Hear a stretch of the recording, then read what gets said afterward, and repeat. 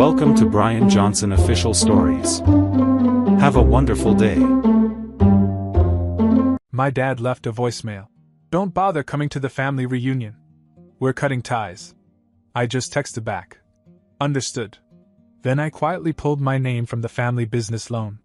36 hours later, 78 missed calls from Mom, a series of panicked emails from Dad, and a screaming voicemail from his accountant. We need to talk. I noticed my dad's missed call just as I was about to shut down my laptop.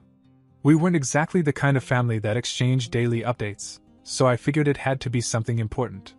I played the message on the speaker as I packed my things, half listening as I shoved my laptop into its case. Don't come to the family reunion. We're breaking up. I paused, one hand frozen on the zipper of my laptop. There it was. 7 words, clear as day, his voice as flat and final as the bang of a hammer. I played it again, just to make sure I hadn't misheard. Don't come to the family reunion. We're breaking up. I stood there for a moment, the echo of his voice ringing in my head, a slow pulse of disbelief settling in. It was as simple, as coldly efficient a message as canceling a meeting or a subscription. After a long minute, I tossed my phone back on the desk, sank into my chair, and let my mind work through the layers of that sentence. Breaking up? Was he talking about our family or our business? Both? Neither? The reunion was supposed to be a big deal this year, the first time we'd all been together in years. A chance to bury old grudges and pretend for a weekend that we were a normal, functioning family. I picked up my phone again, thumbs hovering over the screen. A dozen replies flickered through my mind, each one angrier than the last, but finally I just tapped a single word. Okay. No punctuation. No follow-up. I put the phone down and sat back, my mind already racing over the implications. If he wanted to end things, fine. I wasn't going to beg for an explanation. But if he thought he could cut me out without a second thought, he had another thing coming. I reached down and pulled out the thick, leather-bound ledger from my bottom drawer, the one we'd used to formalize the family business loan. There was my name, a neat signature in black ink next to my parents', a testament to years of shared effort and risk. I ran my finger over it, the weight of that promise pressing down on me. Then, with a slow, deliberate stroke, I crossed my name off. The sound of the pen cutting through the paper felt like a physical act of separation. I closed the book and tossed it back in the drawer, the heavy thud echoing through the quiet office. That night, I called my attorney and outlined the steps to remove myself from the company's financial obligations. If my father wanted to play this game, I wasn't going to let him hold my future hostage. The next day, I acted quickly. I canceled my upcoming flight, erased the reunion date from my calendar, and sent a brief, professional email to my parents confirming my intention to step away from the business and requesting a full financial audit. No pleasantries, no attempts to patch things up, just the cold, clear language of a businessman walking away from a bad deal. 36 hours later, my phone lit up with a tidal wave of missed calls, 78 from my mother alone, dozens more from my sister, and a handful from my father. I scrolled through the frantic texts, the panicked voicemails, the increasingly desperate emails from his accountant. My father's messages began with cautious, probing questions, like a man testing thin ice. But as the hours passed and my silence grew longer, they became more urgent, his words tinged with something I hadn't heard in his voice in years. Fear. His accountant, a humorless man I'd never liked, left a message that crackled with anxiety. David, we need to talk. Urgently. I leaned back in my chair and let a slow smile creep across my face. I'd given them a head start, but now the storm had really hit. I was just getting started. Ignoring their cries felt good. It felt right. I knew I'd kicked a hornet's nest, but I wasn't going to stick around just to get stung. My dad wanted a clean break, and I was happy to give it to him. By the third day, the messages had gone from confused to desperate. My mother's voicemails were full of breathless pleas, her words tumbling over each other in a rush. My sister, Emily, tried a softer approach, mixing her texts with worried check-ins and half-hearted attempts at reconciliation. Hey, David. I don't know what's going on, but I'm sure it's just a misunderstanding. Let's talk. I didn't answer. I knew Emily meant well, but I also knew my dad too well to think this was just a misunderstanding. If he'd called for a breakup, it meant he'd already decided I wasn't a part of his plans anymore. Then, on the 4th day, I got an email from the bank that runs the family business. I opened it cautiously, bracing myself for whatever new disaster my parents had cooked up. As I scanned the document, my jaw dropped. My father had quietly tried to transfer all the remaining funds into a separate account in his name. He'd even initiated the paperwork to dissolve the original LLC, effectively cutting me out of the picture entirely. The only reason the bank flagged it was because my name was still on some of the original documents. That was it. My dad wasn't just trying to break up the family, he was trying to cut me off completely, cleanly, and for good. He probably thought I'd sit back, too stunned or hurt to act. He didn't realize that by crossing that line, he'd given me the perfect excuse to hit back. I took a deep breath, then called my lawyer. We had a long, intense conversation, and by the end of it, the wheels were in motion for something much bigger than just removing my name from a business loan. The next morning, I pulled together every scrap of paper I had on the family business, old contracts, tax returns, emails, and financial statements. I spent hours compiling a comprehensive dossier, highlighting every shady move, every questionable expense, every suspicious transaction my father had ever made. Years of suppressed frustration fueled my focus, and when I was done, I had a thick, damning stack of evidence. I filed an official complaint with the bank and froze all accounts pending a full audit. I also filed a request with the IRS to investigate possible tax fraud, attaching the most incriminating pieces of my dossier. I didn't know if it would stick, but I was willing to find out.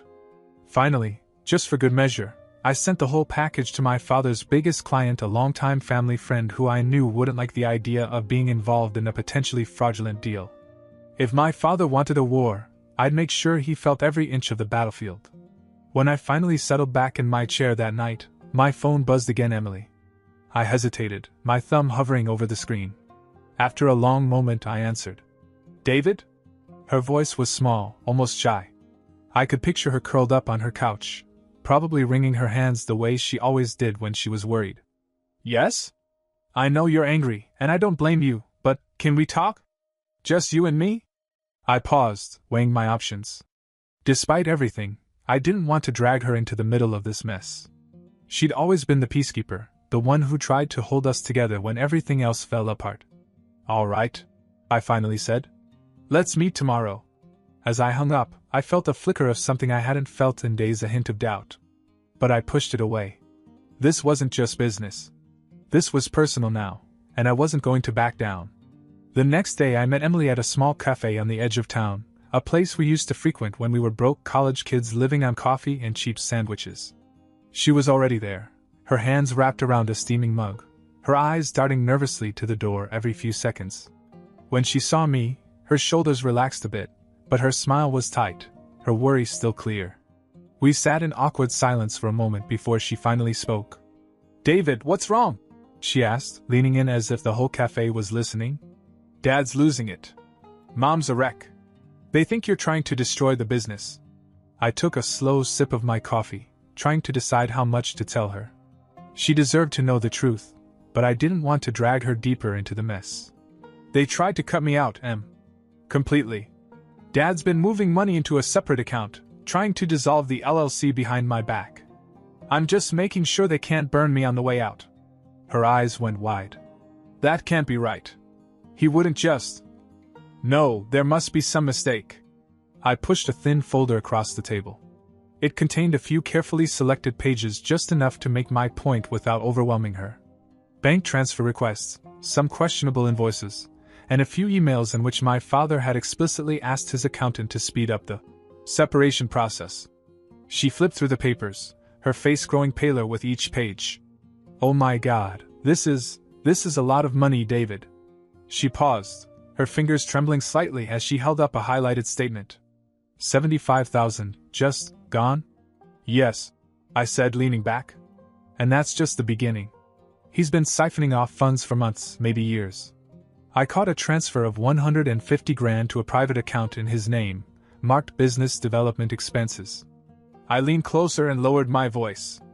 Emily, if I hadn't retired when I did, I'd be on the hook for all of it. She closed the folder and pressed her palm flat against it, as if she could push the ugly truth back inside. David, you have to talk to him, she said, her voice breaking slightly. There's got to be another explanation. He's not perfect, but he's not a thief. I exhaled, my jaw clenching. I talked to him, Em. I gave him a chance to explain. You know what he did? He left me a 7-word voicemail that broke up the family. She looked down, her eyes filled with tears. I felt a pang of guilt, but I quickly pushed it aside. I'd made my decision. Just, please don't destroy it, she whispered. Mom's already talking about selling the house if this blows up. I don't know if they'll survive. I stood up and dropped a 20 on the table to cover our coffees. I'm not the one who started this, Emily. But I promise you, I'm going to finish it. As I turned to leave, she reached out and grabbed my arm. Please, just think about it.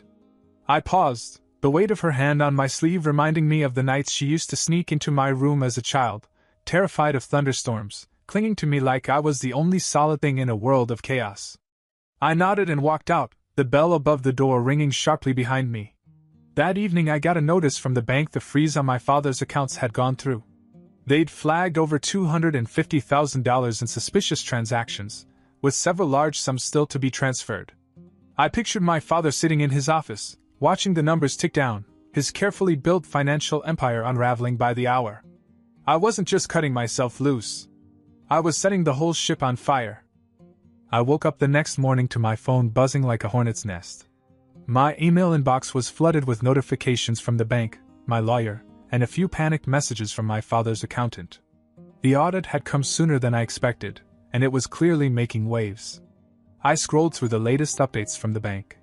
They'd frozen over $400,000 in assets across several accounts, and flagged another $200,000 in unexplained withdrawals, going back 6 months. It was a financial stranglehold enough to shut down the business. An hour later, my sister, Emily, called. I hesitated for a moment, then answered. David, what did you do? She asked, her voice cracking with fear. I did what I had to do, I replied, trying to keep my tone even. They were trying to cut me out. I just made sure they couldn't. They're freaking out, David.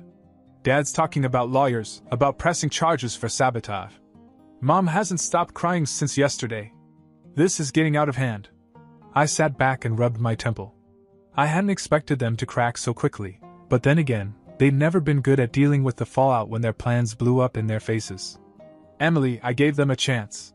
Dad made his move and I made mine. I'm not backing down. There was a long, tense silence on the other end. I could hear her breathing, could almost picture her gripping the phone, knuckles white with worry. Please just meet with them, she said finally. One last time. For me. I hesitated. I owed Emily at least that much. She'd always been the one to play peacemaker, the one to smooth things over when our parents' tempers flared and resentments festered. All right, I said, my voice low. But this is the last time. We met at my parents' house that night. The place looked the same as it had for decades, the carefully manicured lawn, the polished front steps, the heavy oak door that always felt more like a barrier than an invitation. My mother opened the door, her eyes red and puffy. She pulled me into a shaky hug and whispered a strained, "Thanks for coming." Inside, my father was pacing the living room, his jaw clenched so tightly I could almost hear his teeth grinding. The room felt thick with unspoken accusations, the kind of tension that made the air taste metallic. "Sit down," he said, barely looking at me.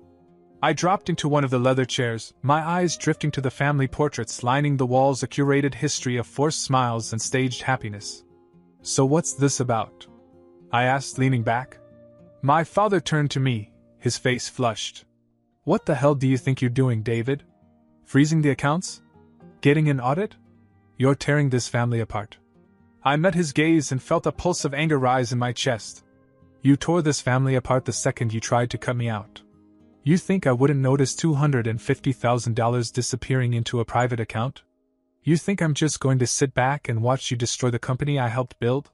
My mother flinched at my words, her hand covering her mouth as if she could physically hold back her shock.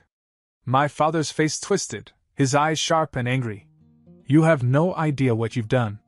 I've got deals in the pipeline, investments in place. If you freeze these accounts, it could ruin everything. That's not my problem." I shot back. "You made your decision when you tried to cut me out of the business. I'm just protecting what's mine." There was a long, tense silence, broken only by the low hum of the refrigerator in the next room. Then my dad leaned in, his voice deep and dangerous. "Fine. You want to play hardball? You want to burn this family down? I'll show you what it really looks like. I felt a flicker of unease, a cold twist of foreboding in my gut, but I forced myself to hold his gaze.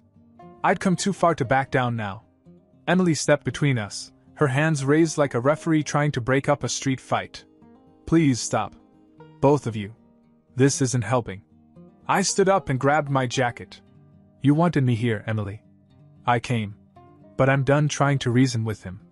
I turned and walked out, my mother's soft sobs echoing behind me as I slammed the door. As I got into my car, my phone buzzed with a new email, a message from my lawyer. My parents had just filed a lawsuit, claiming that I had sabotaged the business and illegally taken control of their accounts. I let out a bitter laugh and threw my phone on the passenger seat. So this was how they wanted to play it. Fine. I'd given them a chance to walk away. Now I'd make sure they had nothing left to fight for. The lawsuit hit me harder than I expected. My father had gone nuclear, accusing me of everything from embezzlement to corporate sabotage. His claims were outrageous, but the stakes were real. If he could convince a judge that I'd illegally seized the accounts, I could be on the hook for hundreds of thousands in damages. I spent the next week buried in legal documents, my lawyer working overtime to counter each new motion they filed. My parents had even dragged Emily into it, calling her as a witness against me, probably hoping to break my resolve. It stung, but I couldn't blame her. She was stuck in the middle, trying to keep the family from imploding. Then, 2 days before the first court date, I received a message from my father's accountant.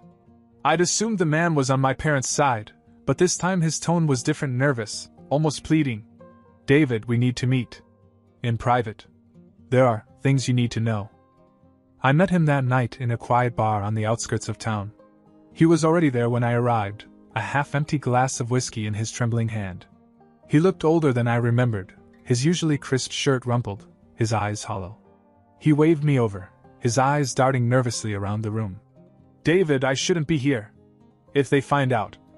Relax, I said, sitting down across from him. Just tell me what this is about. He leaned forward, his voice dropping to a conspiratorial whisper. Your father, he's been hiding money for years. Offshore accounts, shell companies, under-the-table cash deals. At first I thought it was just a tax dodge, but it's much worse. I felt a cold knot form in my stomach. I'd expected some financial mismanagement, maybe a bit of creative accounting, but this sounded like a whole other level of deception. He slid a flash drive across the table, his hand shaking so badly I thought he might spill his drink. Everything you need is on here. Bank statements, wire transfers, even some less than legal contracts. It's enough to sink him. Completely. I pocketed the drive, my mind racing. If this was real, it could turn the whole trial on its head. Why are you telling me this? I asked, eyeing him closely. He drained the last of his whiskey, his eyes meeting mine for the first time. Because I'm not going down with them, David. I have a family to protect too. That night, I sat in my office, the computer screen flickering as I scrolled through the files. It was all their years of dirty dealings, false invoices, unreported income, and shady offshore transfers. Over $750,000 had been quietly siphoned out of the company, with my father's name on every transaction. The next morning, I sent everything to my lawyer, along with a note. Let's get this over with. By the time the court date arrived, my parents were backed into a corner. Their accounts were frozen, their business reputation was in tatters, and now, with this new evidence, they were staring down the barrel of potential criminal charges.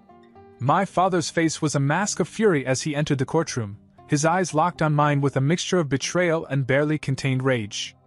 My mother looked smaller than I'd ever seen her, her shoulders slumped, her eyes rimmed with red. The judge took less than an hour to rule.